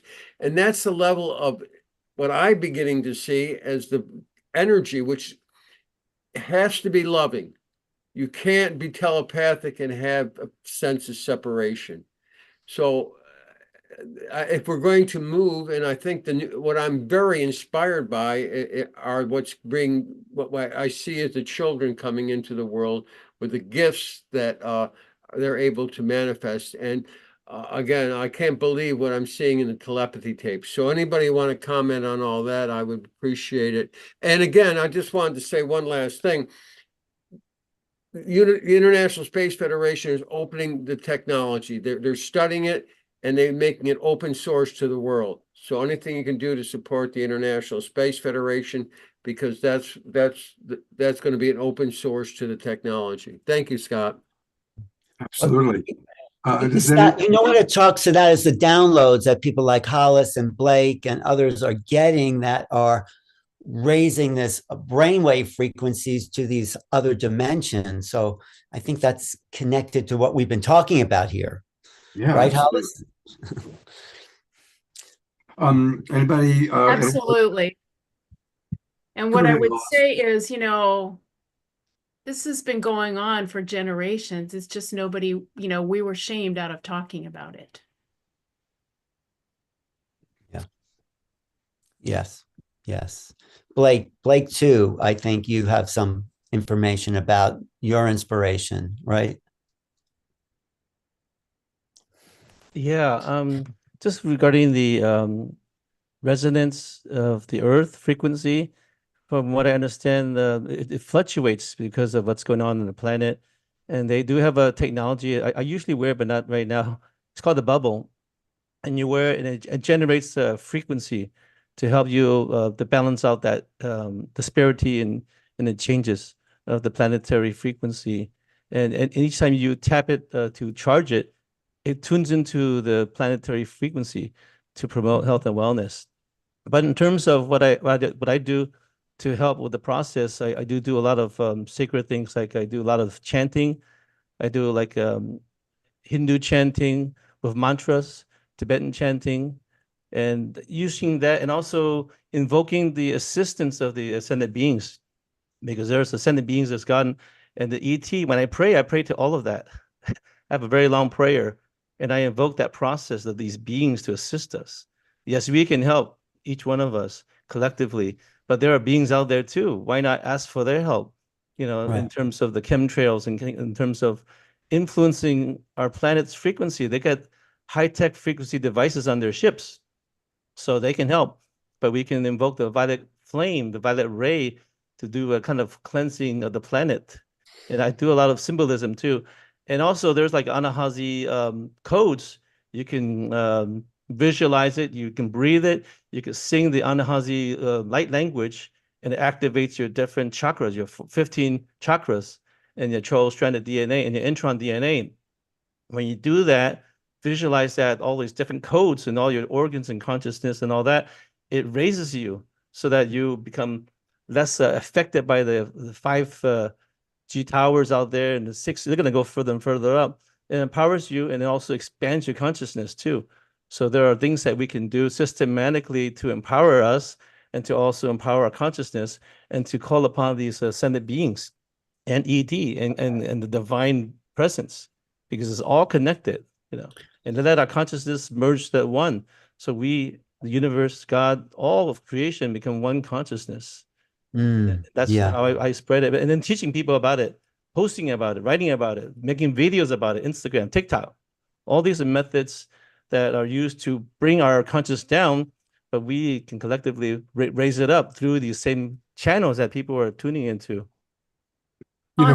We haven't had a chance to go to Blake's website yet. So I want to do that. Is that the right one? Well, that's the website that I have for you. Yeah, that's right. Yeah. So it's sirblakeSinclair.com. And as he says, my mission is to accelerate the evolution of human consciousness by empowering as many people as possible in discovering the greatness and divinity within for healing, guidance, and wisdom. And he provides many, many different services. This is where you can learn about his work helping people with memory program, neurocare, stress management.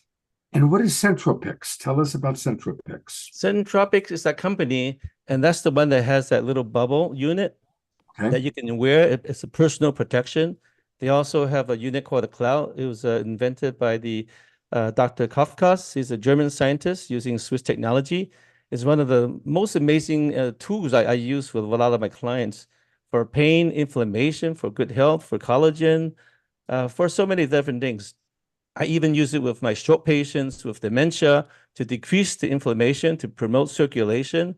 And I see a lot of positive response to this technology. It's very easy to use. It's a portable unit. It's a little bit pricey. It's like having a tool like a German Mercedes or something, but it does wonders. I think every household should have one of these devices. But they have cutting edge technology that promotes wellness, essentially. And I believe that NASA even talked to this company about using the machine in space for the healing of their astronauts. So a lot of athletes are using it. A lot of high-tech people are using it. People who are in the cutting edge of health technology are using it. It's a wonderful tool for grounding, for earthing, for promotion of the body's wellness. And it stimulates the endothelial lining to help your body secrete the nitric oxide, which is a molecule of life, promotes circulation. So anything that promotes circulation promotes healing. Okay. Yeah. And just completing with all the many services he provides, life coaching, geriatric placement consultation, health coaching, home safety for the elderly, pain management, and alternative care referral assessment. So you can find all of these things when you go to sirblakeSinclair.com/services. And thank you, Sir Blake. It's wonderful to meet you and have you on the show. And I'm going to go to Desiree for a moment because we didn't get a chance to take a look at her page. So we're going to do that right now. Her website is her name, Desiree, and she spells it Desira. There's an A in there. Pittman, Pit1T, MAN.com, DesireePittman.com. And she's offering a free ebook called My Body is a Pendulum.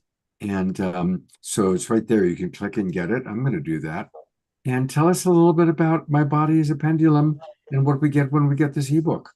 Yep. So My Body is a Pendulum actually goes through kind of my story of awakening. I was literally standing in a crystal shop and I said, should I get this one? And my body goes like this. And I said, should I get this one? And my body goes like this. And I said, should I get this one? And my body goes like this. And I go, oh my gosh, my body is a pendulum. And from there, I realized that it does different swings, clockwise, counterclockwise, raising the vibration. Even little things like this is rewriting the Akashic records, breaking vows, cutting cords, all those different things get downloaded during my meditations on how the body moves. So with My Body as a Pendulum, it begins with my story and then teaches hands-on activities on how you can learn how to move energy, feel energy, sense energy yourself. I teach a variety of different classes on how to feel energy, see energy, move energy, etc. And that's the very beginnings of that. Beautiful. Great. You've demonstrated it so beautifully tonight. I just love watching you.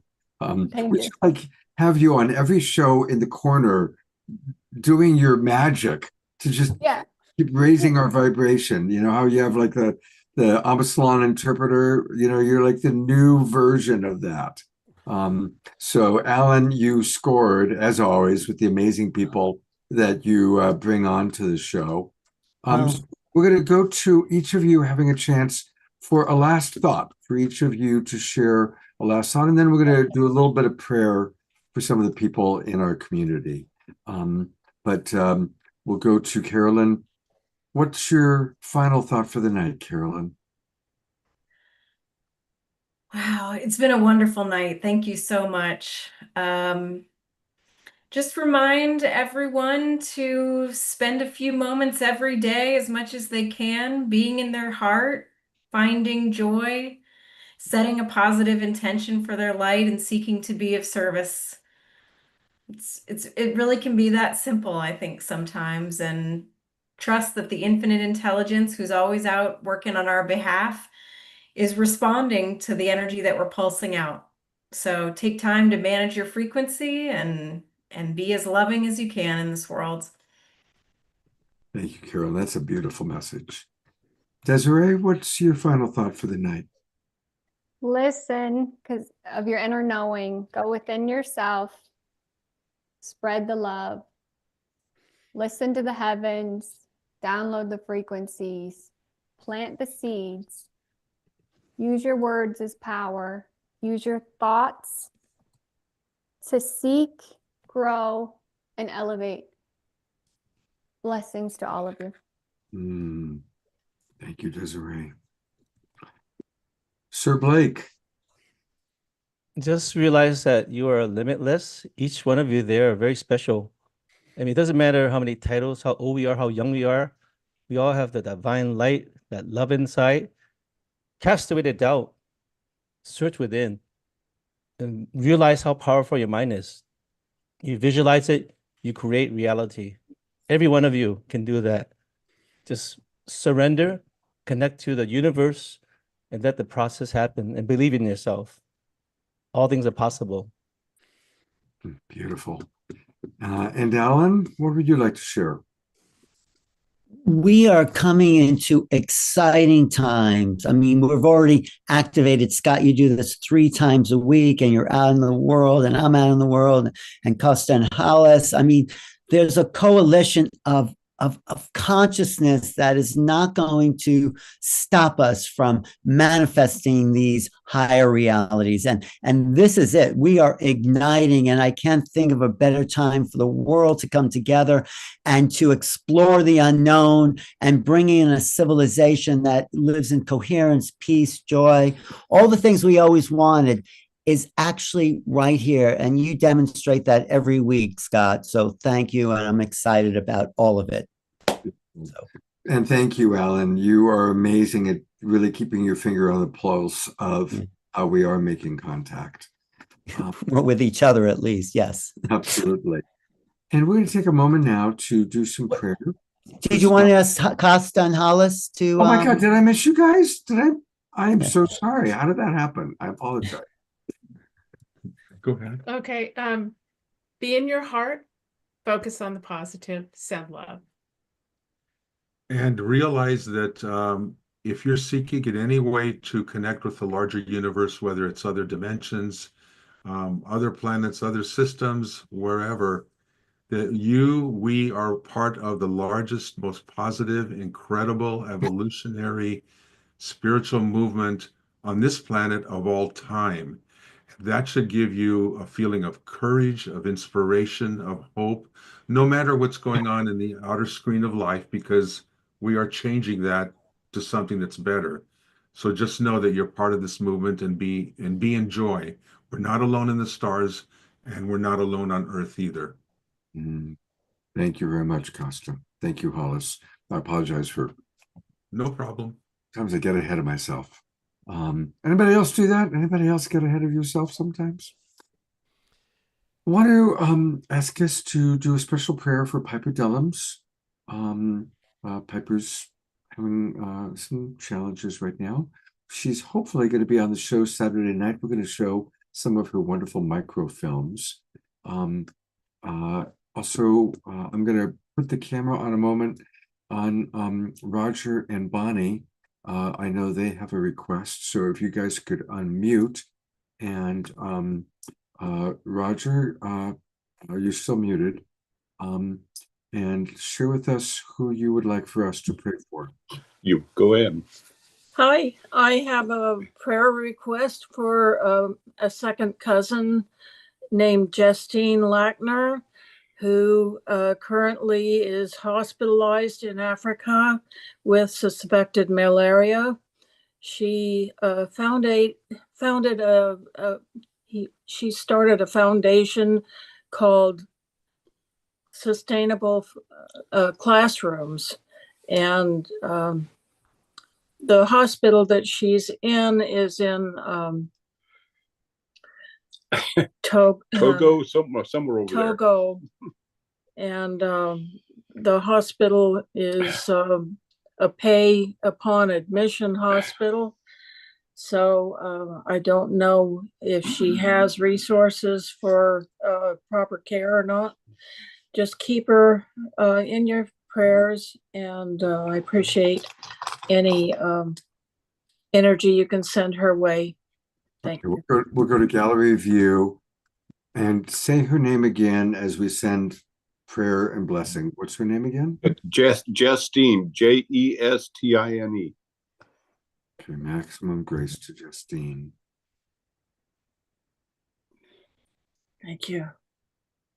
And as we send our prayers to Justine, to Piper, of course, we send out to all beings everywhere who are going through challenging times.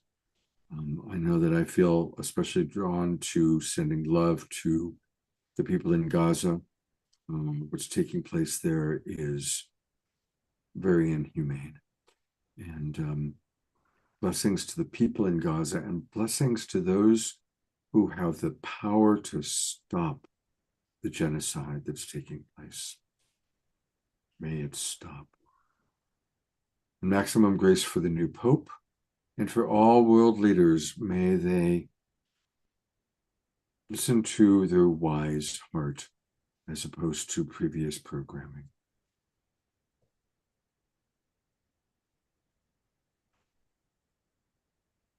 Maximum grace.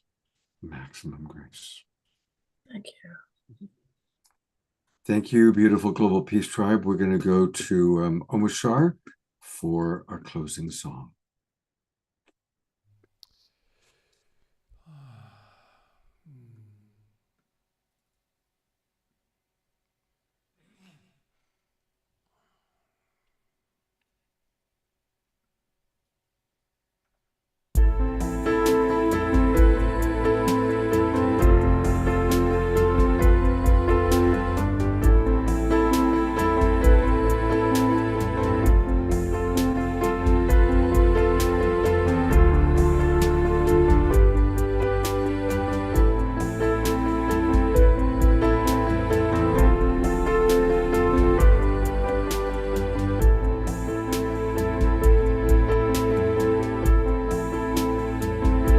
Beloved one, please hold me in your arms, supporting me, 'cause we have traveled so far, earth and star, we are earth and star, we are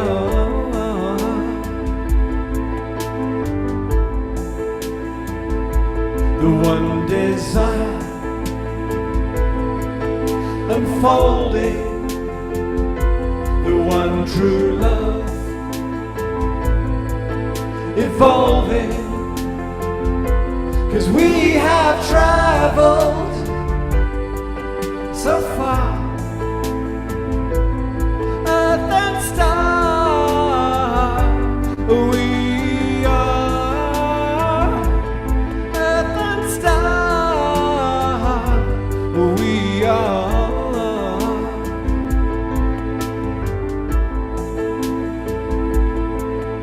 and we feel it deep within. We know it in our hearts. We can bear the pain of separation no more. So come on, come and join us. Here's a taste of what will come when you let go, give in to the one.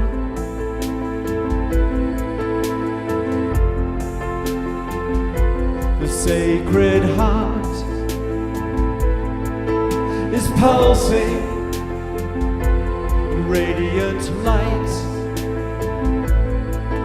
revealing, 'cause we have traveled so far,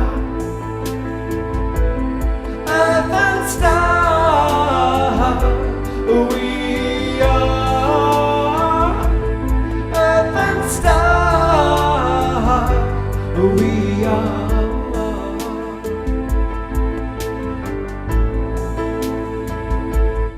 innocent child returning, pure and clear, emerging. We have traveled so far, earth and star, we are earth and star, we are.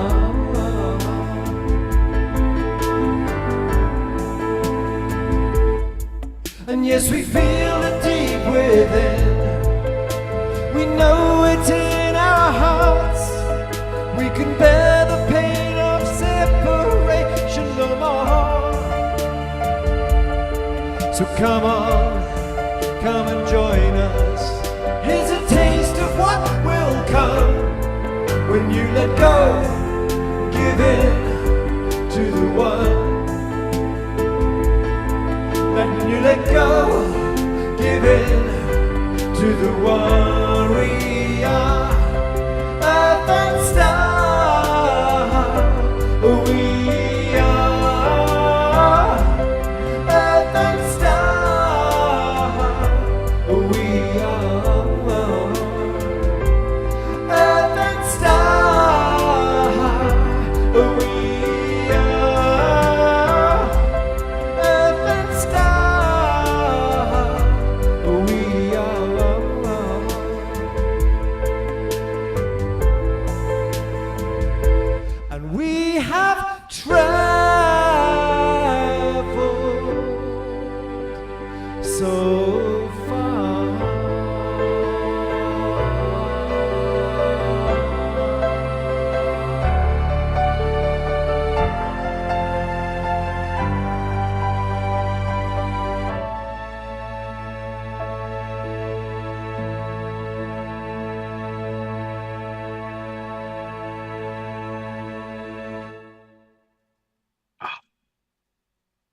Big twinkle to Omashar and to Desiree. Desiree, that rocked.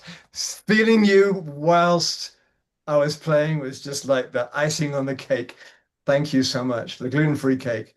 Well, I do want to say that was absolutely beautiful. Literally, I saw our hearts open up. I saw us gift the gift of love deep within our hearts to humanity and watched it grow. So I just want to say thank you for everybody on the call today. Thank you for sharing your energy, and thank you for the wonderful music and just helping to raise the vibration of everyone. So thank you. Thank you, Desiree. And please come every week, every show, and do your thing. Hey, Your energy interpreter. I want to acknowledge Mark Danisovsky's back with us. Mark, welcome back. We've missed you. Hello. Yeah. I'm imagining you've been playing music in wonderful places. All over the place. I was at a cowboy camp last week. That was fun. Wow. Well, welcome back. It's great to have you back with us. Yeah, we've been seeing a lot of phenomena too. Crafts. It's been astounding. So I posted a couple pictures, but there's also movies too, but I can't post movies there. So wow. If you send them to me, I'll show them on a future show. Okay, I'll do that. Okay. Welcome back, Mark. Yep. And of course, want to let you know what we've got coming up on Saturday night. We're going to be really kind of focusing on wisdom and art from our great global community. Ashoka will be back playing kirtan, Piper Dellums and her movies. Katrina Valancourt has a wonderful and very valuable new book out. Becky Suzik has an art project and is also going to explain a couple of things that we've been wondering. Of course, Omashar will be with us. And then we're going to conclude with a very powerful message from Jim Garrison of Humanity Rising. So that's going to be this Saturday night. I sure hope you'll all join us. And again, watch that Danny Sheehan video. We've put it into the chat box several times tonight.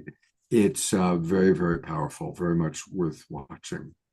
Thank you, Omashar, Costa, Hollis, Sir Blake, Desiree, Carolyn, and of course, my wonderful friend and co-host, Alan Steinfeld. And you, Scott. And me Always too. a pleasure, Scott, to be making contact with you and the Global Peace Drive. Oh, thank you. Likewise. Love you so much. You know that Alan will be back on very, very soon. Right. There's so much going on. So it's Well, I'm going to be at Contact in the Desert, where I'm going to get the world community's input about what's going on behind the scenes and also in Congress. So let's schedule for you. I'll take a look at my calendar. Let's schedule for you to be on as soon as possible right after that, and you can update us on everything that took place. Great. We'll do that. Thank you. All right, everybody. God's blessings. Definitely get Carolyn's Substack. She is an inspiration. And join ET Talk and support Desiree, Omashar, Blake, Sir Blake, and The Awakening World. Take care, everybody. Have a great few days. We'll see you Saturday night.